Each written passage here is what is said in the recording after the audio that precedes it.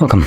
In front of me is an LG Q6, and today I'll show you how to put the device into recovery mode. And to get started, you will number one want to power off your device.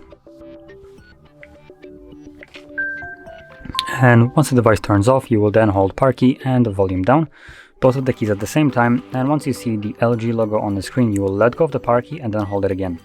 So let's do that right now. Power key, volume down. There's the LG logo, let go, start holding again. And there we go. Now, as you can see, this is basically the recovery mode or equivalent of it here. It only gives you one option to factory reset your device, and just as in any other recovery mode, you will navigate this menu using volume keys, as you can see, and then power key will be used to confirm whatever is selected. Now, because I don't want to actually reset the device right now, I'll select no, exit, and leave this and go back to the Android.